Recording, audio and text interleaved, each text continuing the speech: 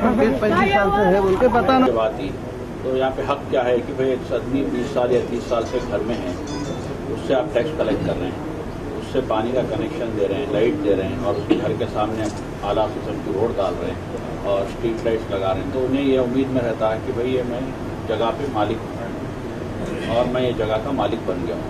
और civil law ये भी बताता है कि गवर्नमेंट लैंड के ऊपर 7 साल से बढ़ के कोई काबिज होता है, 12 साल से बढ़ के तो वो मालिक बन जाता है 12 साल से।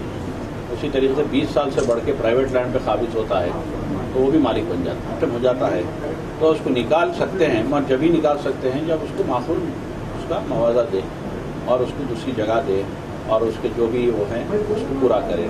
तो ये हिसाब से मैं इस कलेक्टर साहब से नुमाइंदगी ये करा हूँ कि आपकी सोच ट्रैफिक की हद तक, रोड चौड़ी करने की हद तक, शहर को खूबसूरत करने की हद तक बिल्कुल वजह है, इसमें हम साथ है। मगर साथ ही साथ जो लोग वहाँ पे मारे जा रहे हैं, जो लोग आज आंखों में से आंसू निकाल के रो रहे हैं, जो आज परेशान हैं, हज़ारों की तादाद में मेरे गेस्ट हाउस पे आके मुझसे मिल रहे हैं, तो उनका कुछ ना कुछ मकसद होगा, परेशानी होगी, न तो क्यों आते हैं। तो ऐसा नहीं है कि आके अपने झूठ बोलने के लिए। तो बहुत देर उनसे बातचीत हुई, आप लोग भी सुने हैं, और मैं यही बोला हूँ कि जब तक उनको अल्टरनेट कॉलोनी नहीं बना के देते आप, अल्टरनेट उनको दुकानों का इंतजाम नहीं करते। सेंट्रल लॉ जो राइट टू फेयर कंपनसेशन आया है, right to fair compensation act जो है, ये एक्ट के अंदर ये बताया जा रहा है कि जहाँ पे भी आप ज़मीन प्राइवेट इंडिविजुअल से ले रहे हैं या थोड़ी देर के लिए ऑक्यूपायर से भी ले रहे हैं, तो वो ऑक्यूपायर को उसका मुआवजा देना चाहिए, दूसरी तरफ सेटल करना चाहिए, और उसको साथ ही साथ अगर उसका बिजनेस आप छोड़ दे रहे हैं तो बिजनेस जब तक उसको सेटल नहीं होता था उसको महीनावारी भत्ता देना है। ये एक्ट है, ये गवर्नमेंट से नुमाइंदगी करके उसको पहुँचाने की पूरी कोशिश करूँगा और उसको इम्प्लीमेंटेशन कराने की। इसमें 3 साल तक आपको छूट दी जा रही है। 3 साल पुराने केसेस भी यही एक्ट के तहत आते हैं। मैंने आप 3 साल पहले भी किसी को डिस्पोजेस कर दिए हैं तो उन्हें क्लेम अपना बिठा सकता है एक्ट के तहत। और ये एक्ट में छूट सिर्फ इसलिए दी गई है कि पब्लिक पर्पस इमरजेंसी, जैसा मिलिट्री के लिए, पुलिस के लिए, या कोई डैम बनाने के लिए, कोई नदी बनाने की जगह है तो वहाँ भी मुआवजा दे के जगह लेना।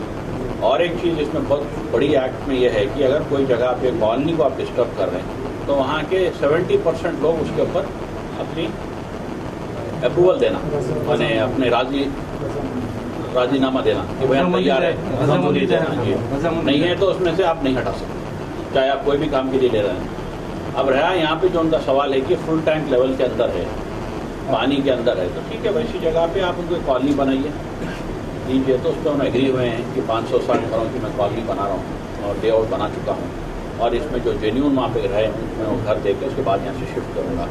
तो यह मैं समझता हूँ कि एक हमारे लिए बहुत अच्छी बात है, आपकी मीडिया से मैं पूरे आदिलाबाद की आवाम तक पहुँचाना चाहता हूँ। और दूसरी चीज़ मलगियों का प्रपोजल है जो सर्विस रोड को फेस करेंगे, और 10 मलगी अब इमीडिएटली तामीर कर रहे हैं, और ये 10 मलगी मॉडल तामीर में करके 10 लोगों को दिए जाएंगे, और उसमें जो बिल्कुल ही गरीब है उनको बगैर मुआवजे के दिए जाएंगे। जो लोग कारोबार करना चाह रहे हैं उनको 50,000 रुपये डिपॉजिट लेके दिए जाएंगे। ये 50,000 रुपये उसका खर्चा आ रहा है, और उस पर भी मैं उनको सवाल उठाया कि भाई 50,000 रुपये कहाँ से दे सकते हैं, तो ये बोले कि फिर आप गवर्नमेंट से नुमाइंदगी करके कुछ पैसे दिलाइए। तो उसके लिए हम कोशिश करेंगे कि स्टेट गवर्नमेंट से हम नुमाइंदगी करके 10 करोड़ 15 करोड़ रुपये म्यूनसिपैलिटी को एक लमसम दिलाए, जिससे ये दुकानें बन के गरीबों को तो बगैर डिपॉजिट की किराया तो देना है। अब मलगी किसको अलॉट करने की जब बात आई, जो बाकी के लोग हैं उनकी तहकीकात करेंगे, और अगर कोई एप्लीकेशन उनके पास आता है और एप्लीकेशन सही निकलता है तो पूरी की जाएगी।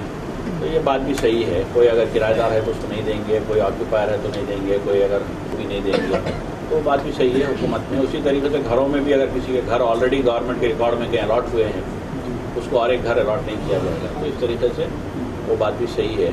तो अब यहाँ पे अब फाइनली ये डिसाइड हुआ है कि जो भी घर अब आगे तोड़े जाएंगे वो घर अल्टरनेट उन लोगों को एकोमोडेशन देकर उनको वहाँ पे शिफ्ट करके वो तोड़े जाएंगे, जहाँ पे जेन्यूनली है घर बनाने के लिए। इंदिरा के प्रोजेक्ट में पैसे भी दिए जाएंगे और घर बनाने के बाद से उधर शिफ्ट तोड़े जाएंगे। पहले उधर तामीर करने के लिए है जिनके जेन्यून घर है।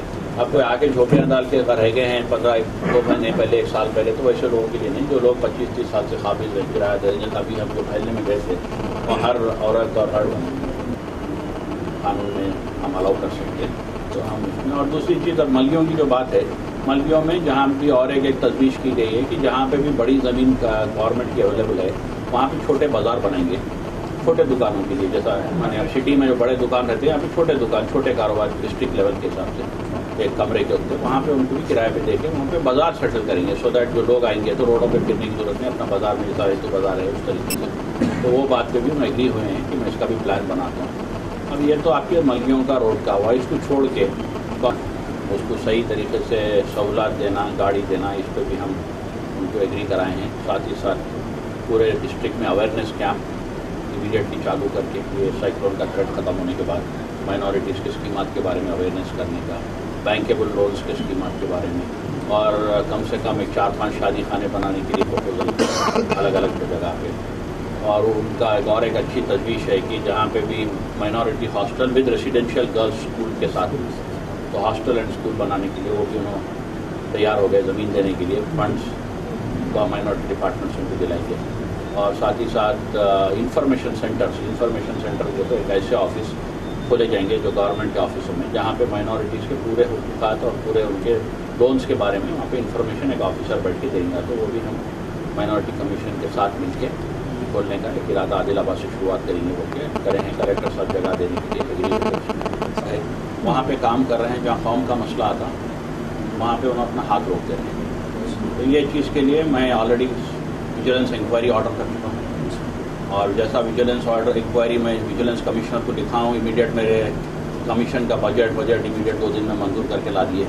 मगर मैं खामोश नहीं बैठ रहा हूँ, मैं इंक्वायरी करवा रहा हूँ। और साथ ही साथ इन लोगों के जो एक सीट पे 10-10 साल से जो बैठे हुए हैं उनको हटाने के लिए मैं चीफ सेक्रेटरी को लिखा हूँ कि एक ही सीट पे 3 साल से बढ़ के नहीं बैठ सकता ऑफिसर, एज पर गवर्नमेंट का रूल है। तो एक ही सीट पे 10-10 साल से माइनॉरिटी डिपार्टमेंट में ऑफिसर्स बैठे हैं, उनको इमीडिएटली ट्रांसफ़र करके कोई दूसरे ऑफिसर्स को मौका देना चाहिए। बल्कि जिस तरीके से कलेक्टर्स का ट्रांसफ़र होता है IAS ऑफिसर, ये भी मैं तजवीज़ किया हूँ, इंशाल्लाह वो भी पूरी होगी। और एक जंग लड़ रहे हैं हम। ये जंग इधर कुछ ऐसे ही हुकूमत के हिस्सों से है जो मुसलमानों का फ़ायदा नहीं चाहते। चीफ मिनिस्टर साहब इतना बजट देने के बाद, चीफ मिनिस्टर साहब मुझे इतना बड़ा अहदा देने के बाद भी, वो करने के बाद भी कोशिश ये करते हैं कि मैं माजूर हो जाऊँ। अगर वो गलत आदमी की चुने समझिए, हम माजूर होते ना डरते, तो वो हिसाब से उनको ही डरना है या नहीं तो उनको माजूर होना है, दोनों से एक और अपना काम करना है। हम कुछ नहीं पूछ रहे हैं जो कानून के खिलाफ, हम सब कानून के दायरे में बोल रहे हैं और कानून के दायरे में काम कर रहे हैं। आपको कहाँ तक उम्मीद है कि आप इसमें कामयाब होंगे? 100%। कोई अल्लाह बड़ा है, आप लोगों का सबका ताउन है, दुआएं हैं, हज़ारों आदमियों की दुआएं हैं और दुआएं दिलों से निकल रहे हैं। शादी का परेशानी है तो भी माइनॉरिटी कमीशन को आ रहे हैं, बच्चे घर से बाहर को निकाल दे रहे हैं तो वो भी माइनॉरिटी कमीशन को आ रहे हैं। आप यकीन नहीं करेंगे, आपके खुद करीमनगर और आदिलाबाद के 2 केसेस ऐसे आए जो 30 साल पहले उनका कंपनसेशन आना था, गवर्नमेंट नहीं दी था। 30 साल के बाद फालिज मारा हुआ आदमी आदिलाबाद से बस में बैठ के माइनॉरिटी कमीशन को आके अपनी दरखास्त दे रहा था, नोटिस दिया हूँ मैं। अगर कल वो फाइल मेरे सामने नहीं दी तो मैं उसको वेरीफाई कराऊंगा, वेरीफाई करके अगर